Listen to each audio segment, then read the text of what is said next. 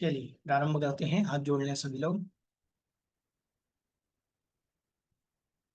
ळमो वरिहन्ताडं ळमो सिद्धाडं ळमो आयरीयाडं ळमो वज्झायाडं ळमो लोये शवशाहुडम् मोक्षमार्गस्य नेतारं भेत्तारं कर्म भूभृतां ज्ञातारं विश्वतत्त्वानां वंदे तद्गुणलब्धये। पंचमेष्ठी भगवान की जय। सभी को जय जिनेन्द्र। जय जिनेन्द्र भैया। जय जिनेन्द्र भैया जी। जय जिनेन्द्र।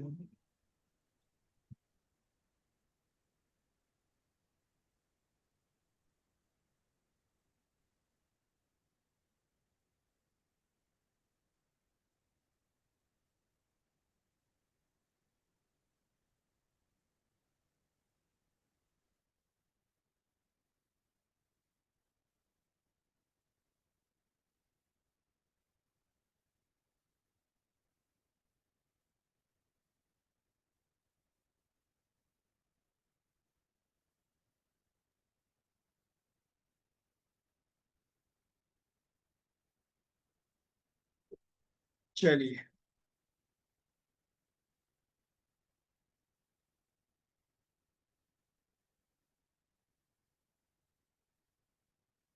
निकाल लें सभी लोग।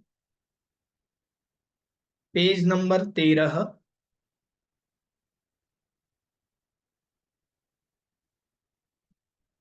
और गद्यांश नंबर 22 और 22 में भी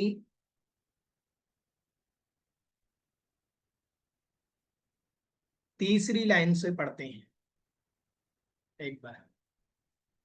ठीक है। चलिए कल हमने देखा था कि लोक व्यवहार के लिए नाम, स्थापना, द्रव्य और भाव, इन चार का निक्षेप किया जाता है। लोक व्यवहार में नाम रखना, स्थापना करना, भविष्य काल या भूतकाल को वर्तमान में कथन करना, या वर्तमान की पर्याय को, वर्तमान क्रिया को वर्तमान में कहना, ये चार चीजें थी। अब इन चारों को चार में लगा करके देखते हैं। कैसे लगा करके? जीव में लगा करके देखते हैं। जैसे 7 तत्व हैं, 7 तत्व में जीव तत्व को ले लिया। अब जीव तत्व को घटित करके दिखाइए नाम में, स्थापना में, द्रव्य में और भाव में। तो घटा रहे हैं। तद यथा नाम जीवाः स्थापना जीवो द्रव्य जीवो भाव जीवाः इति चतुर्धा जीव शब्दार्थो न्यस्यते। समझ मिल गया सबको? कहां से पढ़ रहे हैं? ठीक है। वह तत् यथा, वह इस प्रकार से हैं। उदाहरण देकर के समझा रहे हैं कि नाम जीवा, जीव शब्द नाम के साथ जोड़ेंगे तो नाम जीव बनेगा। स्थापना जीवा, स्थापना के साथ जोड़े स्थापना जीवा। द्रव्य जीवो भाव जीवा इति चतुर्धा, चार प्रकार से जीव शब्दस्य अर्थः निश्यते, जीव शब्द के अर्थ को रखा जाता है। जीवन गुणम अनपेक्ष यस्य कश्चित् नाम क्रियमाणम नाम जीवा। जीवन गुणम, जीवन के उन गुणों को बिना देखे, अनपेक्ष, बिना देखे ही, यस्य कश्चित नाम, जिस किसी का कोई नाम रख देना, क्रियमाणम मतलब करना, नाम करना, संज्ञा करना, वह नाम जीव कहलाता है। जिसमें वो गुण है भी नहीं फिर भी वो नाम रख देना, वो नाम जीव कहलाता है। समझ में आ गया? ठीक है। फिर आगे कहा अक्ष निक्षेपादिषु इति चा इति वा, अक्ष निक्षेप आदि में, अक्ष निक्षेप कहलाते हैं, हमने आपको बताया था, जैसे पासे हैं, अक्ष हैं, गोटियां हैं, उनमें जीवः इति, यह जीव है, मनुष्य जीवः इति वा, ये मनुष्य जीव है, ये मनुष्य है, ऐसा व्यवस्थाप्यमानः स्थापना जीवः, ये इस प्रकार से स्थापित करना स्थापना जीव कहलाता है। स्थापना जीव कैसे बना? अक्ष निक्षेपादिषु जीवः इति, अक्ष निक्षेप आदि में, पासे आदि में कहना कि ये हाथी है, ये घोड़ा है, प्यादा है, ये, ठीक है। फिर दूसरा मनुष्य जीवः इति वा व्यवस्थाप्यमानः इति स्थापना जीवः, अथवा ये मनुष्य जीव है, ऐसी स्थापना करना, ये स्थापना जीव है। समझ में आ गया? आगे कहा द्रव्य जीवो, हाँ, द्रव्य जीवो द्विविधा, द्रव्य जीव दो प्रकार का है। आगम द्रव्य जीवो नोआगम द्रव्य जीवः चायति, आगम द्रव्य जीव और नोआगम द्रव्य जीव, ठीक है। अब द्रव्य जीव के कितने भेद हैं? दो, आगम द्रव्य जीव और नो आगम द्रव्य जीव। नो आगम द्रव्य जीवः त्रेधा, अब जो नो आगम द्रव्य जीव है वो, एक मिनट, आगम द्रव्य जीव की परिभाषा रह गई। तत्र मतलब वहां पर, जीव प्राभृत ज्ञायी, मनुष्य जीव प्राभृत ज्ञायी वा अनुपयुक्त आत्मा आगम द्रव्य जीवा, तत्र मतलब उसमें जीव प्राभृत ज्ञायी, जीव संबंधी ज्ञान होना, मनुष्य जीव प्राभृति ज्ञायी, मनुष्य जीव संबंधी ज्ञान होना, वा अनुपयुक्त आत्मा, और उससे अनुपयुक्त आत्मा, किसी में अन्य किसी जीव का ज्ञान हो रहा है या मनुष्य का ज्ञान हो रहा है, लेकिन उस पर्याय से उपयुक्त नहीं है, सहत नहीं है आत्मा, ऐसा आगम द्रव्य जीव कहलाता है। समझेंगे? जैसे हमने समझा था कि हम किसी को डॉक्टर कहने लगे, वो डॉक्टर अभी बना नहीं है, डॉक्टरेट की पढ़ाई कर रहा है, अभी डॉक्टर बना नहीं है, फिर भी हम उसको डॉक्टर साहब कह रहे हैं, तो उसके विषय का ज्ञान हो जाना, अभी वो उस पर्याय से युक्त नहीं है। अनुपयुक्त आत्मा, उपयुक्त नहीं है उससे, आत्मा से युक्त नहीं है उस पर्याय से, फिर भी उसको वैसा कहना, वो आगम द्रव्य जीव है। ठीक है। फिर कहा नो आगम द्रव्य जीवा त्रेधा, नो आगम द्रव्य जीव जो है वो त्रेधा मतलब तीन प्रकार का है।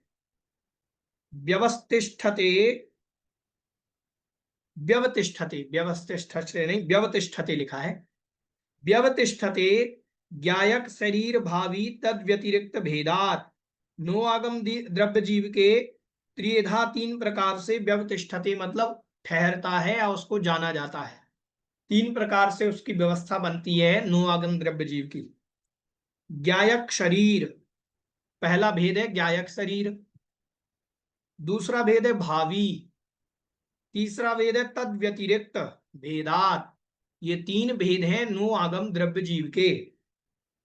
तत्र ज्ञातुः यत् शरीरम, ज्ञाता का जो शरीर है, ज्ञातुः यत् शरीरम त्रिकाल गोचरम तत् ज्ञायक शरीरम, ज्ञाता का जो शरीर त्रिकाल गोचर है, तीनों कालों में जाना जा सकता है, भूतकाल में, भविष्य काल में, ऐसे कालों में कि भूतकाल में ये शरीर कौन सा था, भविष्य काल में कौन सा होगा, वो जो तद गोचर है, तद ज्ञायक शरीरम, उसको ज्ञायक शरीर कहते हैं। मतलब किसी को देव पुरुष कहना, वो देव है नहीं, देव बनेगा तो उसको देव पुरुष कहा जा रहा है, तो वो ज्ञायक शरीर है ऐसा। सामान्य अपेक्षया नो आगम भावी जीवो नास्ति, सामान्य अपेक्षा से नो आगम भावी जीव नास्ति मतलब नहीं होता। सामान्य अपेक्षया, सामान्य की अपेक्षा से नो आगम भावी जीव नास्ति, सामान्य की अपेक्षा से नो आगम भावी जीव जो है वो नहीं होता। देखें, आगम जीव और नो आगम जीव, इसको अपन समझते हैं नो आगम जीव, नो आगम जीव तात्पर्य हुआ, एक मिनट,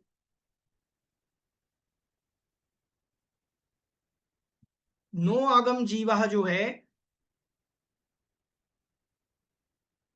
ये क्या हो रहा है, थोड़ा मिस्टेक,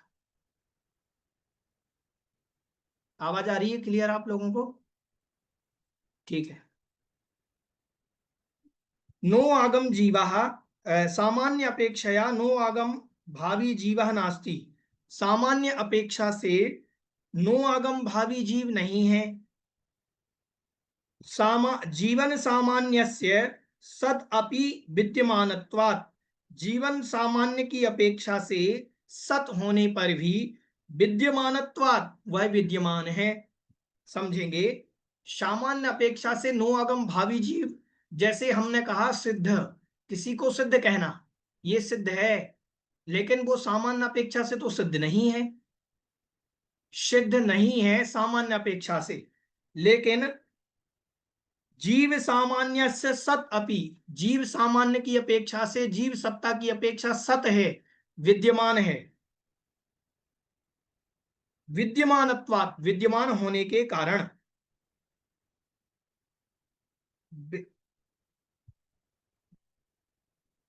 एक मिनट, सामान्य अपेक्षया नो आगम भावी जीव नास्ति, जीवन सामान्य जीवन सामान्यस्य सत अपि विद्यमानत्वात्। ठीक है। विशेष अपेक्षा तो अस्ति, विशेष अपेक्षा से तो भावी जीव होता है। कैसे? तो इन्होंने कहा गत्यंतरे जीवो व्यवस्थितः मनुष्य भवं प्राप्तिम प्रत्यभिमुखो मनुष्य भावी जीवः। गत्यंतरे जीवो व्यवस्थितः, गत्यंतरे मतलब गति अंतर मतलब दूसरी गति में, गत्यंतरे का तात्पर्य होता है दूसरी गति में। जीवः व्यवस्थितः, जीव व्यवस्थित है।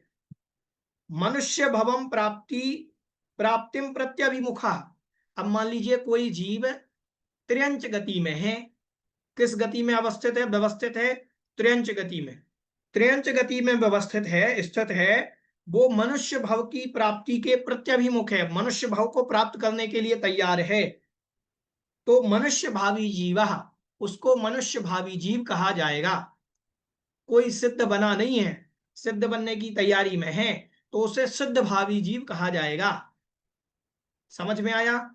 सामान्य अपेक्षा से तो वो सिद्ध भावी जीव होता नहीं। हाँ रुचि जी, आपकी जिज्ञासा?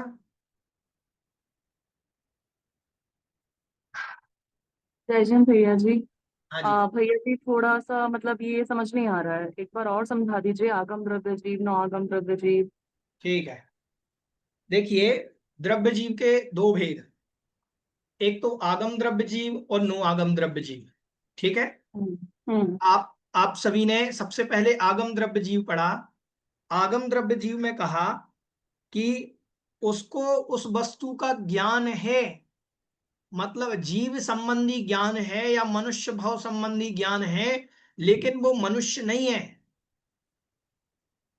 जैसे तो उस उपयोग हम्म। से उपयुक्त नहीं है, जैसे समझना, किसी को डॉक्टरी का ज्ञान है लेकिन अभी डॉक्टर बना नहीं है, हम्म। फिर भी उसको डॉक्टर कहा जा रहा है कि नहीं कहा जा रहा है? हम्म। ऐसा, ये तो हुआ आगम द्रव्य जीव।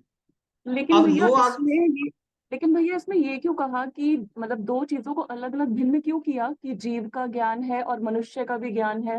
वो तो सामान्य अपेक्षा से कि एक जीव मात्र का ज्ञान रखना, समस्त जीवों हम्म। का ज्ञान रखना, या मनुष्य जीव का ज्ञान रखना, ऐसे अच्छा। उदाहरण के लिए। अच्छा। हम्म। ठीक है। ठीक। फिर नो हम्म। आगम द्रव्य जीव के इन्होंने तीन भेद किए। नुआगम द्रव्य जीव में इन्होंने सबसे पहले लिया ज्ञातु शरीर, ज्ञायक का शरीर, ज्ञाता का जो शरीर है।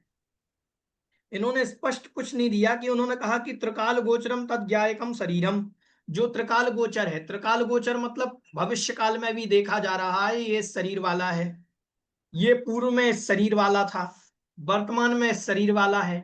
तो जो शरीर की गणना की जा रही है त्रिकाल गोचर मतलब भविष्य में क्या होगा, भूत में क्या था, ऐसी गणना ये ज्ञाता का शरीर हुआ। ठीक है, ऐसा ज्ञाता ज्ञान यानी होगा। ज्ञाता यानी हम सभी भैया, मतलब हाँ, हम सभी आत्मा, जीवात्मा। ठीक है।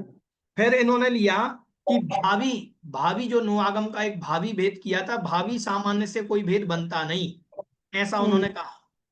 ठीक है, हम्म क्योंकि जीवन सामान्य से सत अपि विद्वानत्वात्, जीवन सामान्य तो उसका यहाँ विद्यमान है, अभी वो भविष्य में वहां पहुंचा ही नहीं है, कोई अभी हम्म क्रैंच गति में ही व्यवस्थित है, मनुष्य बना हम्म नहीं है, मनुष्य गति की ओर प्रत्यभिमुख है, बढ़ गया है। हम्म तो बोले सामान्य अपेक्षा से तो ये बनेगा नहीं, बनेगा नहीं, विशेष अपेक्षा तो अस्ति, विशेष अपेक्षा से तो है। कैसे है? तो उन्होंने कहा गत्यंतरे जीवा व्यवस्थिता, कोई दूसरी गति में जीव व्यवस्थित है, मतलब त्र्यंच गति में कोई जीव अवस्थित है, उदाहरण हम्म के लिए। हाँ फिर मनुष्य भवम प्राप्तिम प्रत्यभिमुखा, वह मनुष्य हम्म भव की प्राप्ति के लिए प्रत्यभिमुख हुआ, मनुष्य भव हम्म, की प्राप्ति के लिए आगे बढ़ा, कि उसको हाँ जी। प्रत्यभिमुख है, आगे बढ़ना, जाना। हम्म ठीक है, मनुष्य भावी जीवा, उसको कहेंगे मनुष्य भावी जीवा, ये भविष्य में मनुष्य होगा, अभी ठीक है है। नहीं मनुष्य, ठीक है। मनुष्य होगा, है तो त्रियंच अभी। हम्म ठीक है, ये अपेक्षा। फिर इन्होंने कहा तद व्यतिरिक्ता कर्म नौ कर्म विकल्पा, अब इनका इन्होंने स्पष्टीकरण नहीं दिया, लेकिन तद हम्म व्यतिरिक्ता मतलब वो व्यतिरिक्त क्या है, तो कहा कर्म और नौ कर्म के विकल्प वाला। कर्म और नौ कर्म विकल्प क्या होता है? कर्म कहलाते हैं ज्ञानावरणादि 8 कर्म, हम्म और नौ कर्म कहलाते हैं शरीर आदि, जो कर्म तो नहीं है लेकिन कर्म बंध में कारण है, उनको नौकर्म कहा जाता है। नौकर्म की परिभाषा क्या? जो कर्म तो नहीं है लेकिन कर्म बंध में कारण है, उन्हें नौकर्म कहते हैं। तो उनकी अपेक्षा से विकल्प मतलब भेद, विकल्प मतलब भेद, ये कौन से कर्म को भविष्य में प्राप्त करेगा, या भूत में पहले इसके कौन कौन से कर्म थे, या कौन कौन से नौ कर्म को प्राप्त कर चुका है, आगे कौन कौन से नौ कर्म को प्राप्त करेगा, तो उसको तद व्यतिरिक्त कहा। व्यतिरिक्त मतलब उससे अलग है, कर्म और नौ कर्म आत्मा से अलग हैं, आत्मा के गुण नहीं है, इसीलिए उसको तद व्यतिरिक्त कहा। ठीक है, इस प्रकार से इन्होंने स्पष्टीकरण और दिया नहीं इससे ज्यादा। ठीक है, फिर आगे कहा,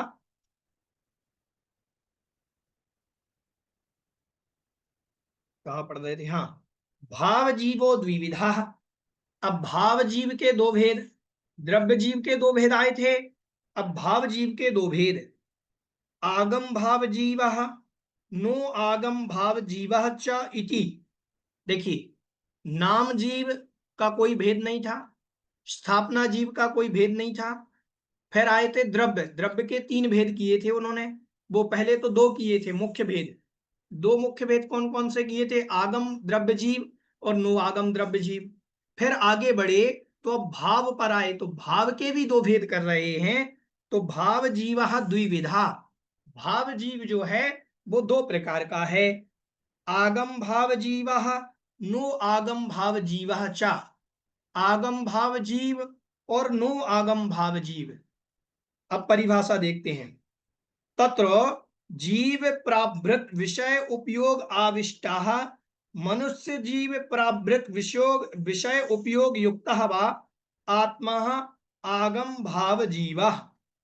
तत्र मतलब वहां पर, जीव प्रावृत, जीव संबंधी विषय के उपयोग से, आविष्ट मतलब सहित, देखो ये परिभाषा पहले भी आई थी थोड़ी सी, जो आगम द्रव्य जीव में आया था, आगम द्रव्य जीव में उन्होंने कहा था अनुपयुक्त आत्मा, उपयुक्त आत्मा नहीं कहा था, वहां तो कहा था उस उपयोग से रहित है वो आत्मा, यहां कह रहे हैं कि जीव आदि विषय के उपयोग से आविष्ट मतलब सहित, मनुष्य जीव संबंधी, मनुष्य जीव प्रावृत, प्रावृत मतलब संबंधी, मनुष्य जीव संबंधी विषय से उपयुक्त आत्मा, आत्मा आगम भाव जीव, आगम भाव जीव है। जब अपन भाव की परिभाषा पढ़ रहे थे तो आया था कि तत्पर्यायण, तत्पर्यायण आया था कि उस पर्याय से जो युक्त है वही आगम वो भाव है। हमने आपको उदाहरण दिया था कि पढ़ते समय वो विद्यार्थी है, खाते समय, खाना पकाते समय वो रसोईया है। समझ में आया? जो काम जिस समय वो कर रहा है उस समय वो है। तो इन्होंने कहा कि जीव संबंधी ज्ञाता होने से उससे उपयुक्त होना, अगर किसी जिस भी क्रिया से मनुष्य पर्याय से युक्त है, मनुष्य का ज्ञान भी है और मनुष्य पर्याय से युक्त भी है, किसी कार्य किसी जीव का ज्ञान भी है और उस पर्याय से युक्त भी है, तो वर्तमान तत्पर्याय को कथन करना वो आगम भाव जीव कहलाएगा। ठीक है, आगे कहा जीवन पर्यायेण, मनुष्य जीवत्व पर्यायेण वा समाविष्टः आत्मा नो आगम भाव जीव। अब वहां तो जो पहले कहा था कि जीव संबंधी ज्ञान और उससे आविष्ट आत्मा, यहां कह रहे हैं उस संबंधी पर्याय और उससे आविष्ट, उससे सहित, समाविष्ट मतलब सहित। अब जीवन पर्यायण मतलब किसी भी जीवन पर्याय को प्राप्त हुआ, नारकी हुआ, त्र्यंच हुआ, या कोई भी जीवत्व पने को प्राप्त हुआ, उस पर्याय से युक्त होना।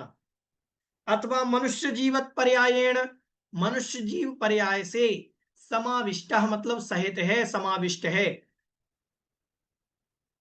आत्मा वह जो आत्मा है, नो आगम भाव जीव, वह नो आगम भाव जीव कहलाती है। ठीक है, हाँ जी, पुष्पा जी आपको अनम्यूट किया जा रहा है। जय जिनेन्द्र भैया जी। हाँ जी, जय जिनेन्द्र। ये हमें समझ नहीं आ रही है, भाव आगम जीव जीव आगम, इस सब की परिभाषा कैसे, मतलब क्या, कैसे देखिए ये विषय, देखो हमने आपको कहा था पहला अध्याय और पांचवा अध्याय थोड़ा सा क्लिष्ट आएगा। ये विषय स्पर्श नहीं करते लोग, बहुत सारे विद्वान इनको स्पर्श नहीं कर पाते।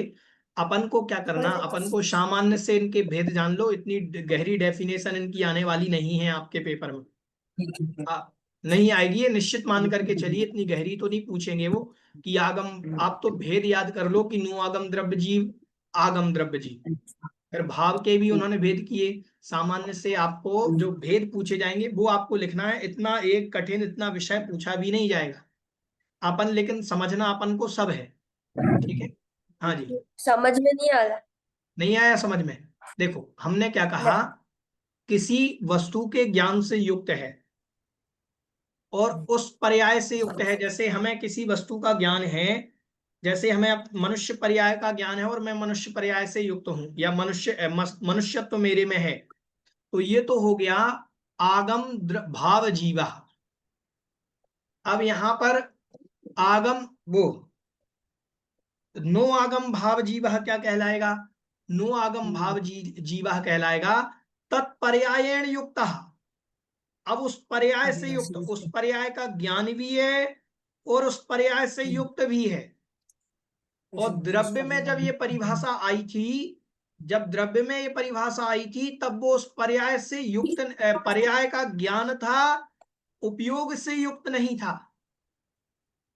हमने आपको सामान्य से जब उदाहरण बताया था कि जो अभी वर्तमान में पढ़ने का काम कर रहा है तो पढ़ाई संबंधी ज्ञान भी हो रहा है और विद्यार्थी भी है, ये तो भाव हुआ। अब उसको विद्यार्थी का ज्ञान है, पढ़ाई संबंधी भी ज्ञान है, लेकिन अभी विद्यार्थी भी नहीं है और पढ़ भी नहीं रहा है, वो जाएगा द्रव्य आगम जीव में। आया समझ में? जी धन्यवाद। ठीक।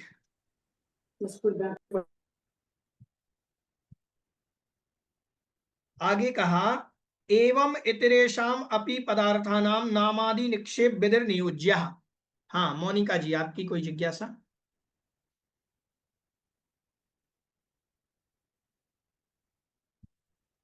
हाँ जी।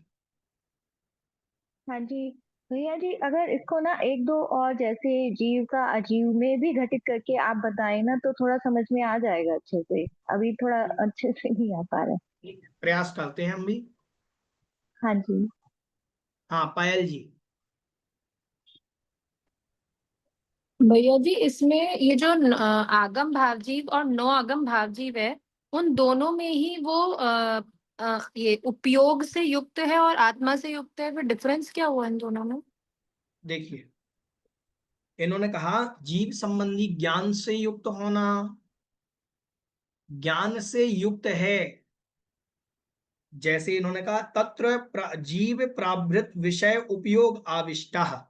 तत्र मतलब वहां पर, जीव प्रावृत जीव संबंधी, विषय मतलब विषय से ज्ञान से, और उसके उपयोग से, तद्रूप उपयोग से, आविष्टः मतलब सहित है।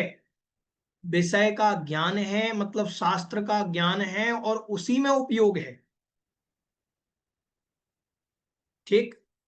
फिर आया मनुष्य जीव प्रावृत विषय उपयोग युक्त हवा आत्मा। मनुष्य जीव संबंधी ज्ञान है और उसके उपयोग से आविष्ट है आत्मा, सहित है आत्मा उसके उपयोग से। अब इन्होंने कहा आगे नो आगम में जीवन पर्यायेण मनुष्य जीवत्व पर्यायेण वा, जीवन पर्याय से और मनुष्य जीवत्व पर्याय से, समाविष्ट आत्मा, समाविष्ट आत्मा, समाविष्ट मतलब सहित। अब मनुष्य है तो मनुष्य पर्याय से भी सहित है, उसका ज्ञान उसके उपयोग से और ज्ञान से भी सहित है और उस पर्याय से भी सहित है। समझ में आया?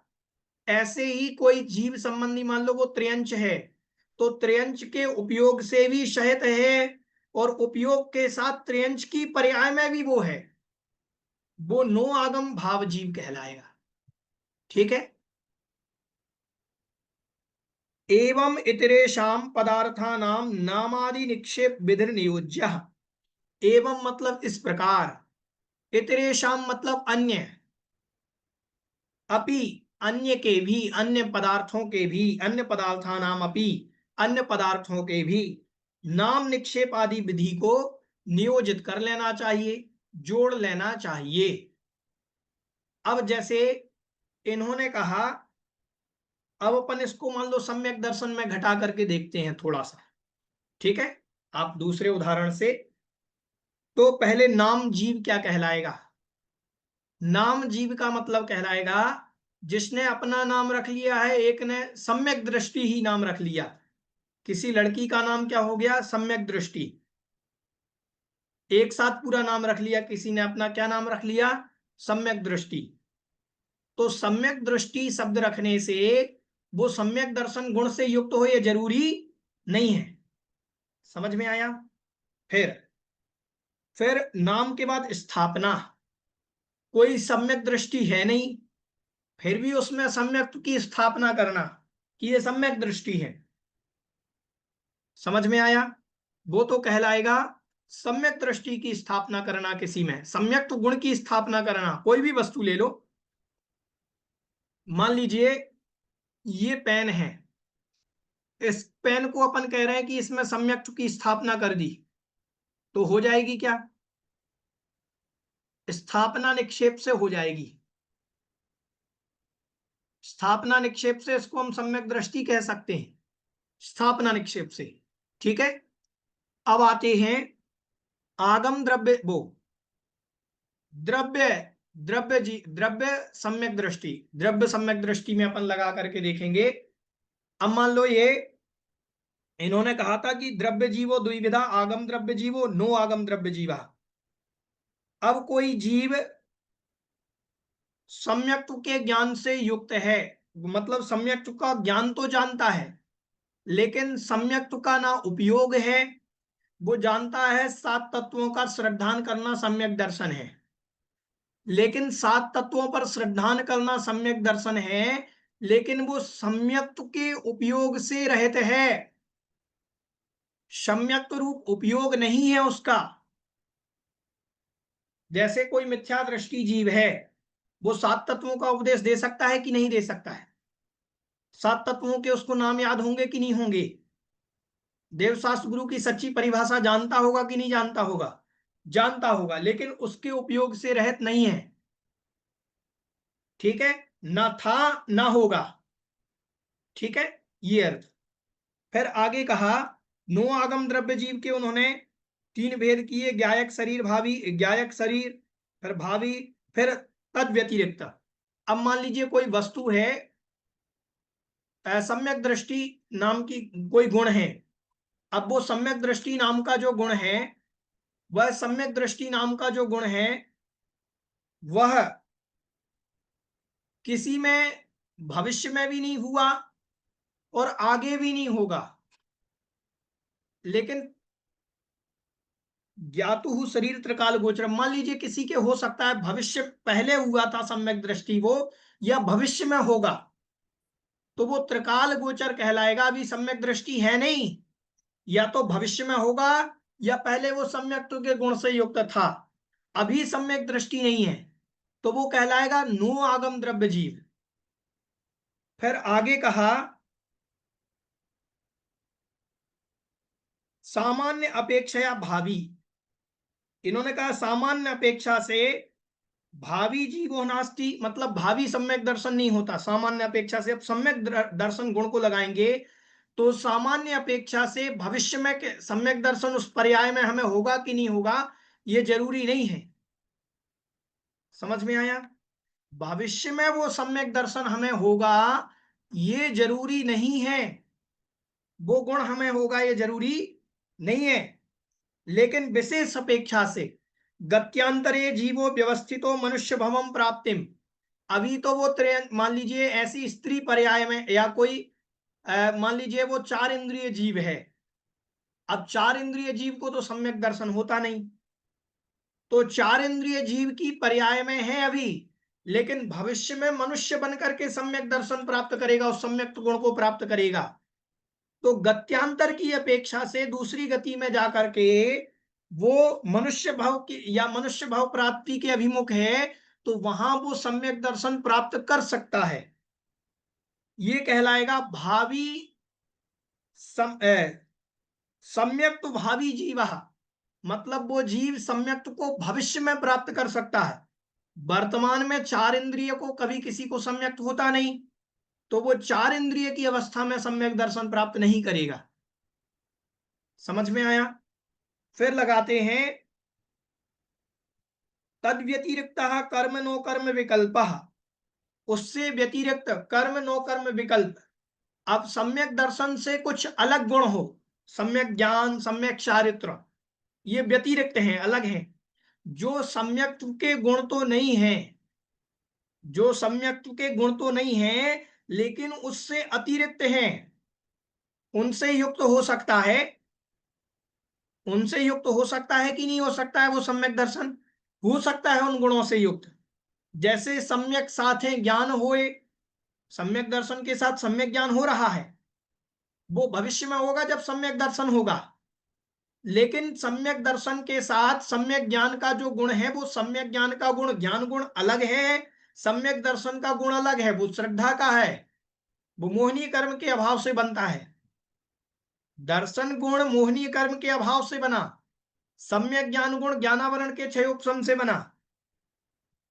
दोनों गुण मिल नहीं सकते कभी एक दूसरे में, लेकिन हो तो एक साथ रहे हैं। समझ में आया? कभी पहले प्राप्त किया था, भविष्य में फिर प्राप्त करेगा। नहीं आया समझ में? सम्यक दर्शन गुण जो है वो कौन से कर्म की अपेक्षा से बनता है, कौन बताएगा? सम्यक दर्शन।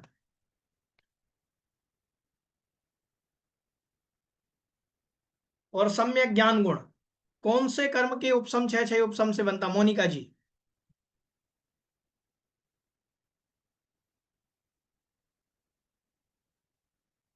हाँ जी, सम्यक दर्शन गुण तो मोहिनी कर्म के अनंतानुबंधी 4 और दर्शन मोहिनी की 3 प्रकृति के 6 क्षम से बनता है। ठीक, बिल्कुल सही। और सम्यक ज्ञान? सम्यक ज्ञान ज्ञानावरणी कर्म के 6 क्षम से बनता है। ठीक, बिल्कुल सही, ये हमने बता भी दिया था। हम आप लोगों की हाँ एकाग्रता आपने सुना कि नहीं सुना? देखो, मोहनीय कर्म के जो दर्शन गुण है, आप दर्शनावरणी में नहीं लगा लेना। सम्यक दर्शन जो गुण है, क्या वो गुण कभी मोहनीय का वो ज्ञान गुण को प्राप्त हो सकता है? सम्यक दर्शन गुण नहीं हो सकता। तद व्यतिरिक्त भाव है। ऐसे ही कर्म नो कर्म विकल्प का तात्पर्य है, ये जो जीव में लगाए थे कर्म नो कर्म विकल्प, क्योंकि वो जीव के साथ बनते हैं तद व्यतिरिक्त भाव में। सम्यक दर्शन के साथ जो बनता है वो सम्यक ज्ञान बनता है, तो अपन सम्यक ज्ञान में लगा लेते हैं कि सम्यक ज्ञान तो जो बना वो ज्ञानावरणी के 6 उपसम से बना, और जो सम्यक दर्शन बना वो 7 प्रकृतियों के उपसम 6 उपसम से बना। ठीक है, ये मोहिनी का है, ये कभी दर्शन रूप ज्ञान रूप नहीं हो सकता, और ज्ञान रूप वाला जो कभी दर्शन रूप नहीं हो सकता। ठीक है, ऐसा। फिर आगे और लगा करके देखते हैं, भाव जीवो द्विविधा। अब भाव जीव की जगह अपन भाव सम्यक दृष्टि द्विविधा लगा लेते। आगम भाव जीव और नो आगम भाव जीव। आगम भाव वो आगम भाव सम्यक दर्शन और नो आगम भाव सम्यक दर्शन, ऐसा लगाएंगे। आगम भाव सम्यक दर्शन क्या कहलाएगा? आगम भाव सम्यक दर्शन कहलाएगा कि जिसको सम्यक दर्शन का ज्ञान है और उसके उपयोग से युक्त है। उदाहरण के लिए ये तो ऐसे ही लगाए जाएंगे क्योंकि ये लोक व्यवहार के लिए हैं। आप ये सोचो कि उसका उदाहरण किसमें घटित होगा, तो घटित नहीं होगा उदाहरण। लोक व्यवहार के लिए कि जो नो वो आगम आगम भाव सम्यक दर्शन गुण होगा। आगम भाव सम्यक दर्शन गुण होगा कि जो सम्यक दर्शन के ज्ञान से युक्त है और उसके उपयोग से युक्त है, वो भाव। और नो आगम सम्यक दर्शन का गुण बनेगा कि जो सम्यक दर्शन के ज्ञान से युक्त है, उपयोग से भी युक्त है, और तत्पर्याय से भी युक्त है। उसकी पर्याय जहां जहां वो संभव है, जैसे एक इंद्रिय से 4 इंद्रिय को कभी सम्यक दर्शन नहीं होता, तो वहां संभव नहीं है। ठीक है, तो वो पंचेंद्रिय संगी पंचेंद्रिय में ही संभव है। फिर अब 1 से 7 नरकों में अपन नरक गति में लगा लें, तो नरक गति में भी 7 नरकों में 7 पृथ्वियों में सम्यक दर्शन संभव है। उसका उपयोग से युक्त, उसकी पर्याय से युक्त संभव है। त्रियंच गति में अपन ने लगा ही लिया कि 1 से 4 इंद्रिय तक तो बनेगा नहीं, बनेगा तो पंचेंद्रिय के बनेगा, पंचेंद्रिय में भी संगी के बनेगा। फिर थोड़ा और आगे बढ़ते हैं तो अपन मनुष्यों में लगा लेते हैं, तो मनुष्यों में सभी मनुष्यों के सम्यक दर्शन बन सकता है, उसके उपयोग से युक्त और उसकी पर्याय से युक्त। ऐसा कोई मनुष्य नहीं है जो सम्यक दर्शन प्राप्त नहीं कर सकता। ठीक है, अभव्य को छोड़ करके, अब उसमें योग्यता ही नहीं होगी तो कैसे करेगा। फिर उसके बाद देवताओं में लगा लें, तो देवताओं में भी सभी देवताओं को सम्यक दर्शन हो सकता है, भवनवासी व्यंतर ज्योतिषी बेईमानी। अभी पर्याप्त का पर्याप्तक नहीं लगाना कि पर्याप्त अवस्था में कौन, अपर्याप्त अवस्था में कौन। आप तो ये मान करके चलो कि पर्याप्त अवस्था की बात कर रहे हैं अपन, कि पर्याप्त अवस्था में तो सभी देवताओं के सभी देवियों के सम्यक दर्शन बन सकता है। ठीक है, तो इस अपेक्षा से उस पर्याय से युक्त सम्यक दर्शन की पर्याय से युक्त कोई हो जाए। ठीक है, तो इस प्रकार से अब इन्होंने अजीब आदि के उदाहरण दिए नहीं। अब अजीब के उदाहरण तो घटित होंगे, कैसे होंगे वो हमें हमारी भी समझ से बाहर है। अपन मान लो जीव का तो घटा दिया उन्होंने, अजीब का भी घटा देते आचार्य महाराज तो बढ़िया रहता। फिर आश्रव का भी घटाते, आश्रव में नो आगम आश्रव कैसे बनेगा, ये सब महाराज घटा करके देते तो बढ़िया रहता। उन्होंने घटाया नहीं, उन्होंने तो कह दिया कि ये त्रेषाम अपि पदार्थानाम नामादि निक्षेप विधि नियोज्य, ऐसे अन्य निक्षेप आदि विधि से उनको नियोजित कर लेना चाहिए। अब यहाँ जो पंडित जी ने हिंदी अर्थ किया उन्होंने भी ऐसा शायद नहीं घटाया, विशेषार्थ वगैरह में घटाया क्या?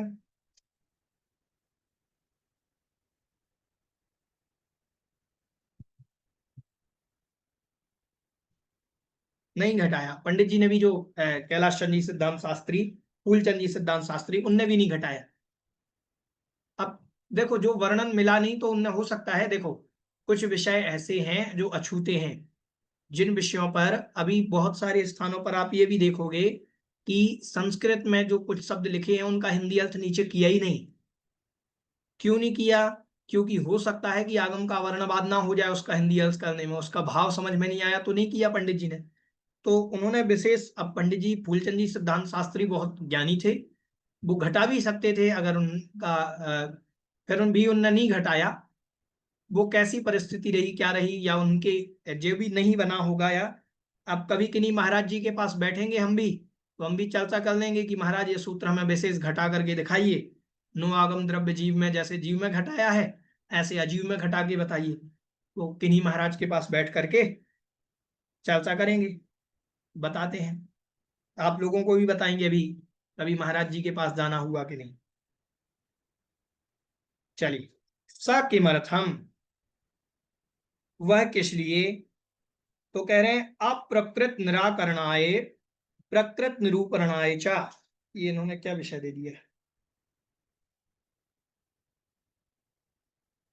अच्छा, कि ये निक्षेप आदि विधि का आपने निरूपण क्यों किया है, इसकी जरूरत क्या थी लोक व्यवहार की बीच में देने की, कि ये निक्षेप आदि कहना ये जरूरी क्यों था? सा किमर्थम, वह किस लिए, तो कह रहे अप्रकृत निराकरणाय प्रकृत निरूपणाय च।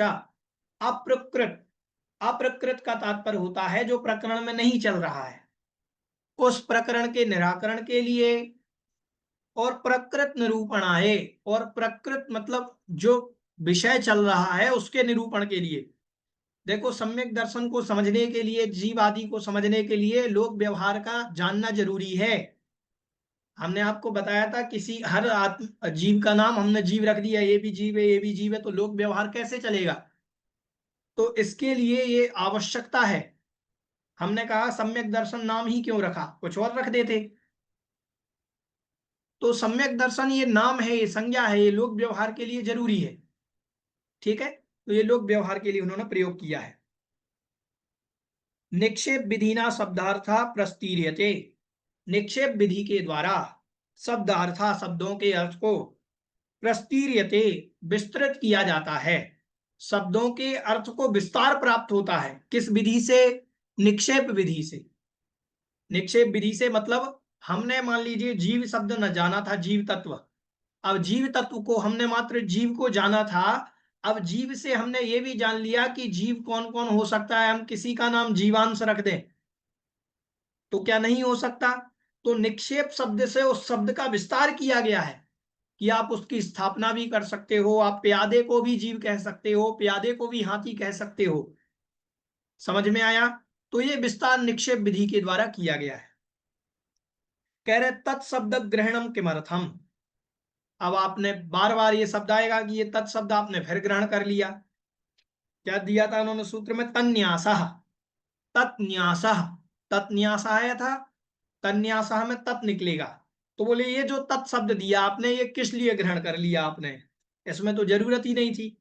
तो कह रहे असति ही तत्शब्दे सम्यक दर्शनादीनाम प्रधानानाम एव न्यासेन अभिसंबंधः स्यात्, तद विषय भावेन उपगृहीतानाम जीवादीनाम अप्रधानानाम न स्यात्।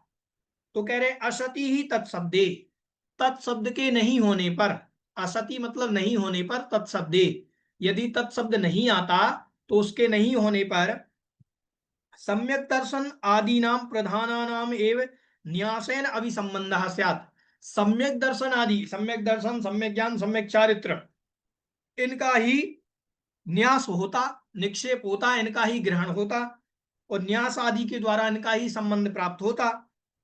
तद विषय भावेन, और जो सम्यक दर्शन आदि का विषय है, वो सम्यक दर्शन आदि का विषय किसमें जाता है? सम्यक दर्शन का विषय क्या है? तत्वार्थ श्रद्धानम सम्यक दर्शनम, जीव जीवाश्रय बंध संबंध निर्जरा मोक्ष, यही तो सम्यक दर्शन के विषय हैं।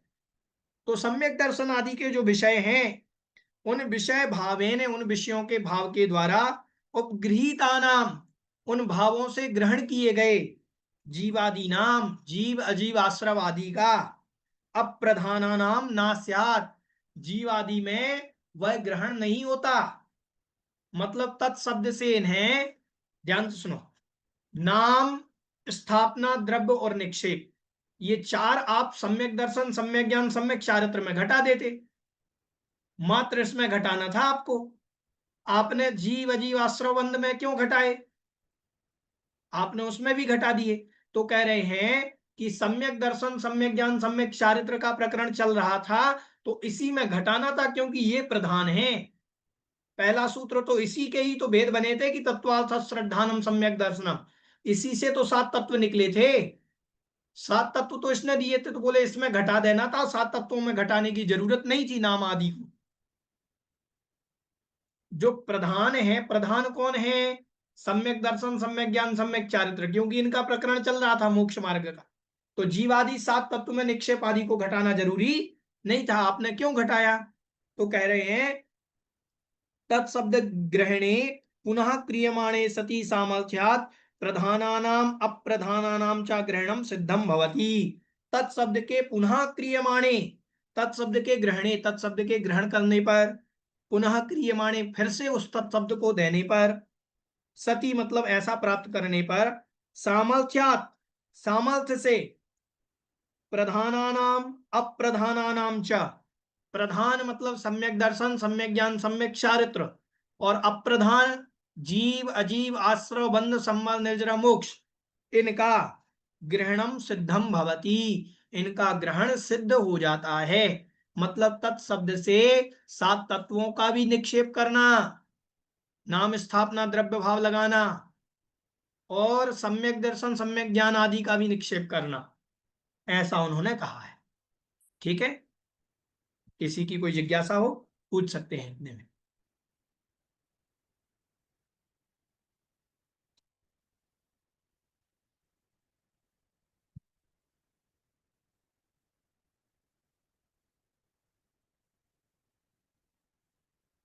कोई जिज्ञासा नहीं? चलिए ठीक है। हाँ जी, पायल जी आपको अनम्यूट किया जा रहा है। भैया जी, इसमें जो आपने आगम भाव जीव में बताया है कि वो मतलब उस पर्याय, उस उपयोग से भी युक्त है और उसको उसका ज्ञान भी है, वो हाँ जी वो आगम भाव जीव है। जी, जब उपयोग से भी युक्त है और उसको ज्ञान भी है, तो वो पर्याय से भी तो युक्त होगा ना। इन्होंने बाद में, इसीलिए तो द्रव्य के, वो भाव के ही तो भेद हैं। देखो, भाव के 2 भेद किए, आगम और नो आगम, भाव के हाँ। ही भेद किए। तो पर्याय से भी युक्त होगा, मतलब आगम द्रव्य, आगम भाव जीव भी उस समय होगा और नो आगम भाव जीव भी उस समय होगा। जैसे उदाहरण दिया था हमने आपको कि पूजा करते समय पुजारी, तो पूजा करते समय जब उस समय उसका उपयोग हो रहा है और उसका हाँ। ज्ञान है, तो वो क्या हाँ, है? वो तो हुआ आगम भाव जीव। ठीक और है। उस पुजारी की ड्रेस में भी है, द्रव्य लिए हुए है, पूजन कर रहा है, तो वो हो गया नो आगम भाव जीव। अच्छा, एक ही जीव में दोनों होंगे दोनों मतलब। बन जाएंगे, आगम भाव जीव और नो आगम भाव जीव दोनों एक साथ बनेंगे। अच्छा, ठीक है। ठीक है, ठीक है। हाँ जी, सुशीला जी आपको अनम्यूट किया जा रहा है।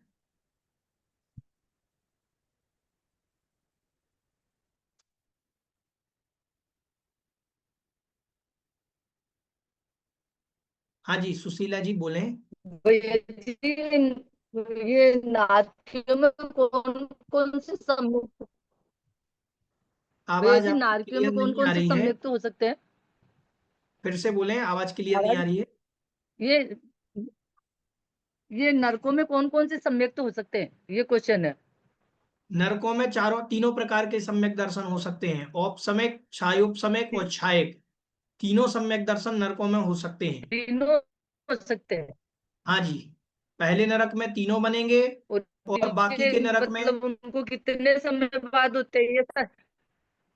हाँ जी फिर से बोलें। अच्छा। देखें, एक पहले नरक में अच्छा, तीनों सम्यक दर्शन बन सकते हैं। और ठीक है, ये कोई निश्चित तो नहीं है कितने समय बाद होता है? और अच्छा एक से वो दूसरे नरक से लेकर के 7वें नरक तक मात्र 2 सम्यक दर्शन बनेंगे, औपसमिक और छायोपसमिक। अच्छा। ठीक है। हाँ जी। तो इनका छाये टाइम तो नहीं भैया जी, टाइम तो निश्चित नहीं है कितने समय बाद होता है, ऐसे थोड़ी होता है कि कब तक होगा कोई। नहीं नहीं, उत्पन्न होने के अंतर मुहूर्त बाद सम्यक दर्शन की योग्यता उनमें आ जाती है, वो प्राप्त कर सकते हैं, वो फिर कभी भी करें। पहले अंतर्मुहूर्त के बाद भी कर सकते। हाँ, अंतर मुहूर्त के बाद भी कर सकते हैं।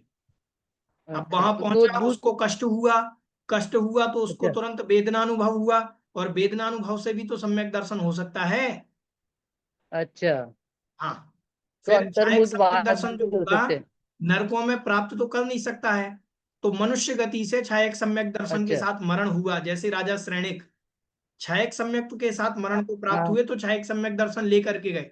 इस अपेक्षा से पहले फिर नरक में बाद छायक में दर्शन का सद्भाव मानना चाहिए। ठीक है। पहले नरक में। हाँ, पहले नरक में, पहले अच्छा नरक ये। में तीनों और बनेंगे। दूसरे में कौन से दो होंगे? दूसरे से 7वें तक 2 सम्यक दर्शन, औपसमिक और छायोपसमिक। अच्छा। चलिए, मंजुलता पहले में जी, तीनों बन जाएंगे। जी जी जी। आपको जय अनम्यूट किया जा रहा है। हाँ जी, जय जय जी। जी। हाँ जी। हाँ भैया, ये मेरा क्वेश्चन तो हो गया आगम नो आगम वाला था, लेकिन आप इसमें बता दीजिए देवगति के अंदर तो केवल वही होगा एक, कौन सा सम्यक दर्शन माना जाएगा उसमें? किनको? देवगति में, हाँ जी। उसमें कौन सा सम्यक दर्शन कहाँ मिल पाया जाएगा, कहाँ? देवगति में तीनों प्रकार के सम्यक दर्शन हो सकते हैं। कैसे? शायद औपसमिक तो, सम्यक छायक सम्यक दर्शन हो सकता है, छायक सम्यक दृष्टि मरण करके देवगति को प्राप्त कर सकता है। अच्छा हाँ, शायद तो जाता ही है, देवगति में तो जाता ही है। और हाँ जी। ठीक, हाँ ठीक है भैया, ठीक। हाँ जी। जय जी। एक मिनट और।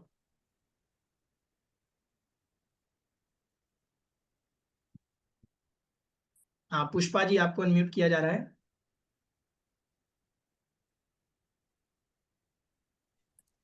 भैया हमारे दो प्रश्न है। पहला ये कि यदि कोई देव कोई मनुष्य या ऐसे किसी का रूप धारण करे तो फिर वो कैसा जीव हुआ, आगम जीव या नो आगम जीव? कोई मनुष्य है, कोई देव है, वो मनुष्य का रूप कोई धारण करे तो फिर वो कैसा जीव हुआ? वो तो भाव भाव में जाएगा। भाव में इसलिए जाएगा कि वो तत्पर्याय से युक्त है। ध्यान से सुने, लेकिन मनुष्य नहीं है, कहलाएगा तो वो देव ही। मनुष्य की पर्याय जैसा शरीर धारण कर लिया है, लेकिन उसका शरीर वैक्रियक ही कहलाएगा। है तो देव ही, मनुष्य थोड़ी बन गया। ठीक है। जी। हाँ जी। और दूसरा प्रश्न ये है कि अंतर्मुहूर्त कितने समय जितना होता है? अनंतानुबंधी का अंतर्मुहूर्त कितने समय का होता है? अंतर मुहूर्त, हाँ। हाँ जी, 48 मिनट में 2 समय कम, उसको अंतर अच्छा। मुहूर्त कहते हैं। एक जी। आवली प्लस ठीक एक है। समय से लेकर के 48 मिनट में 2 समय कम कर लीजिए, उसको अंतर मुहूर्त कहते हैं। और एक समय करेंगे तो उसको भिन्न मुहूर्त कहते हैं, और पूरे 48 मिनट हो जाएंगे तो उसको मुहूर्त कहते हैं। जी। ठीक है। धन्यवाद। हाँ जी। चलिए, आज बस इतना ही। जिनवाणी।